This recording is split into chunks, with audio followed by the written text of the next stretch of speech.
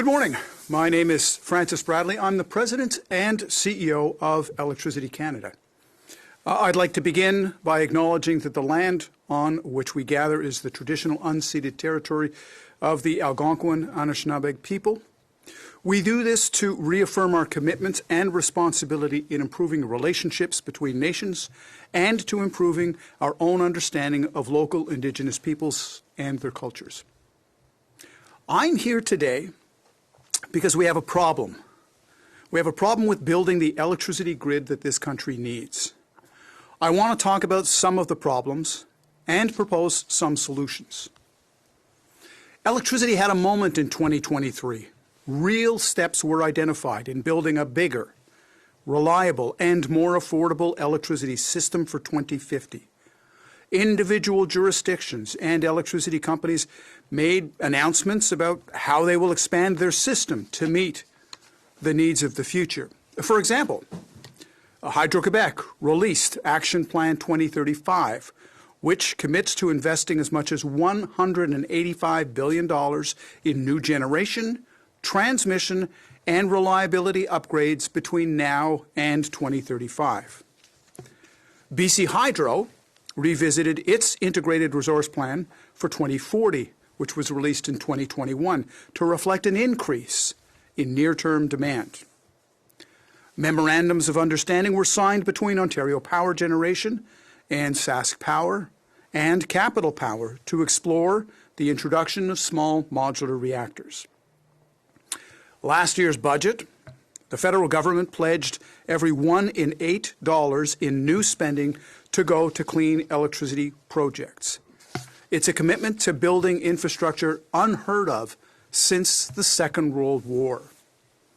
Le budget fédéral de 2023 contenait de grands engagements pour le secteur de l'électricité. Je pense à la création des crédits d'impôt à l'investissement dans l'électricité propre.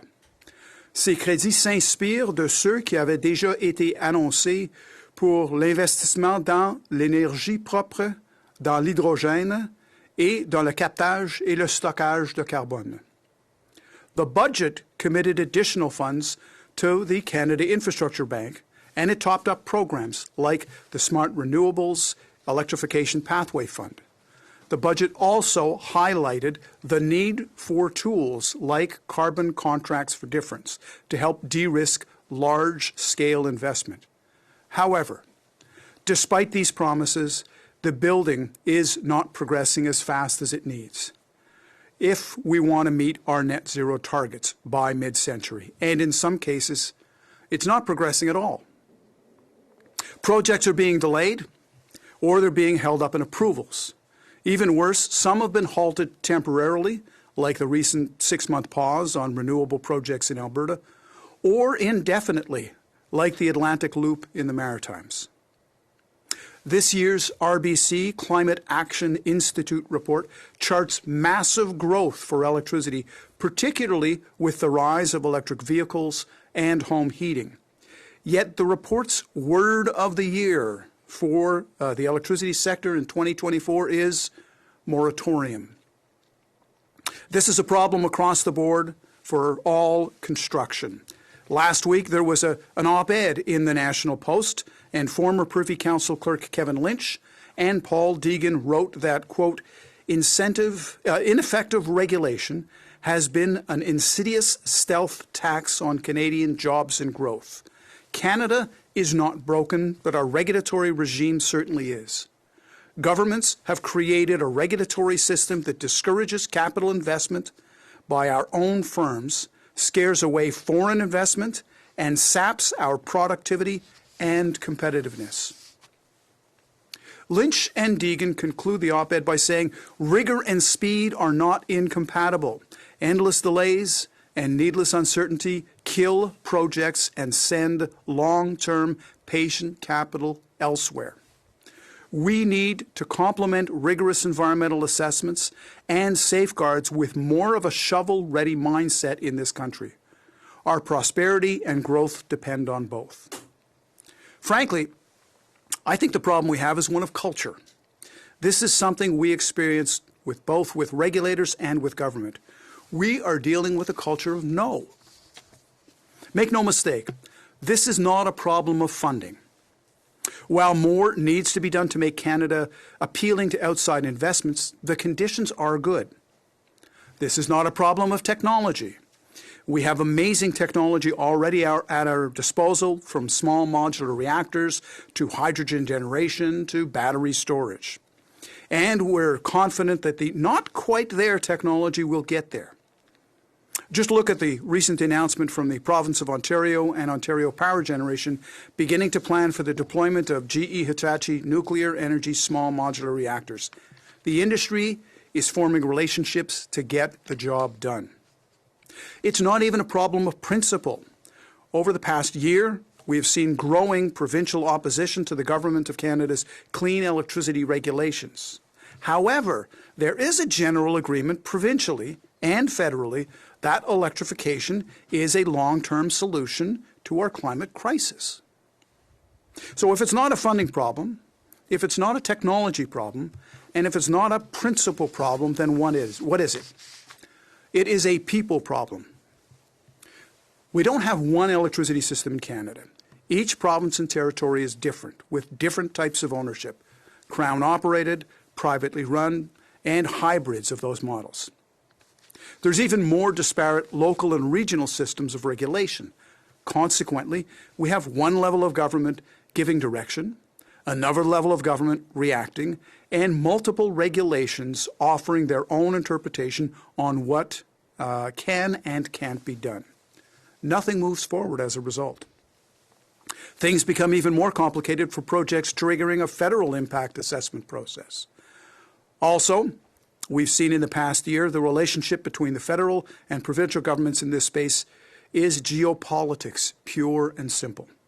All sides have demonstrated the sort of dogmatic posturing one expects out of neighboring countries, not provinces, and a central government within a confederation. Even on a local level, we're dealing with regulators who refuse to acknowledge the realities of extreme weather.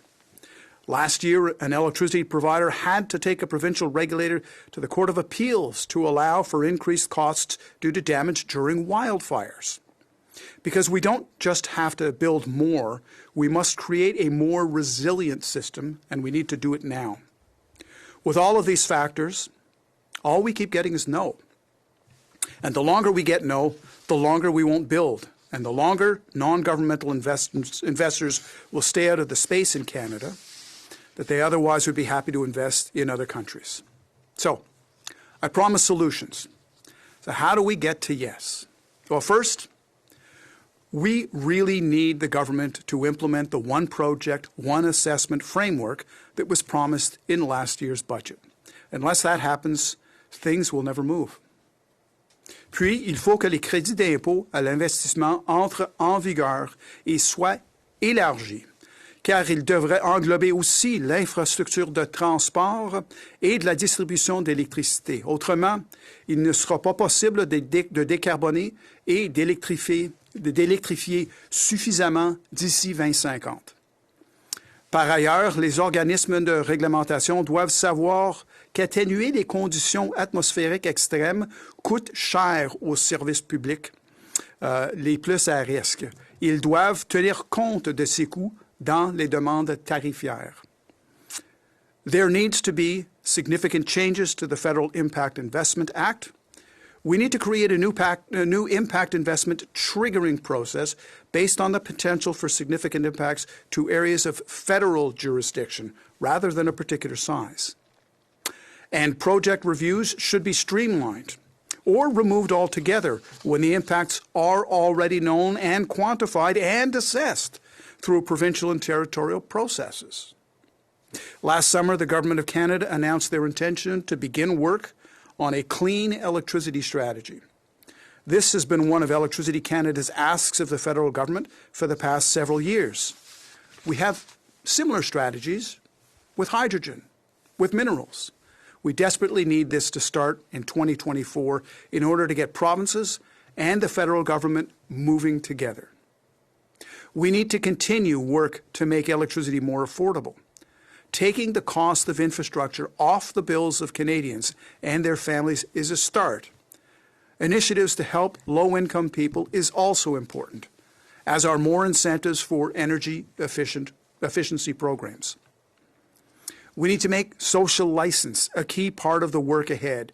We need to establish partnerships with local communities and involve them in the decision-making process.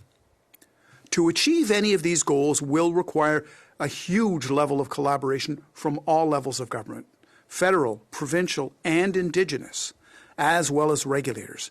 If we want this to succeed, we will need all levels of government on the same page.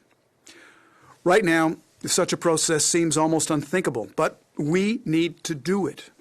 Unless all of the parties start talking to each other and working out some kind of a plan together, we won't get to yes. This year's State of the Industry has a number of suggestions on how we can break the logjams currently holding things up. There are a lot of ways to move forward. We just need the imagination to visualize them and the conviction to offer the political capital to make it happen. We know the technology. We know the goal. We have the potential to invest. It is time to get to yes. Thank you.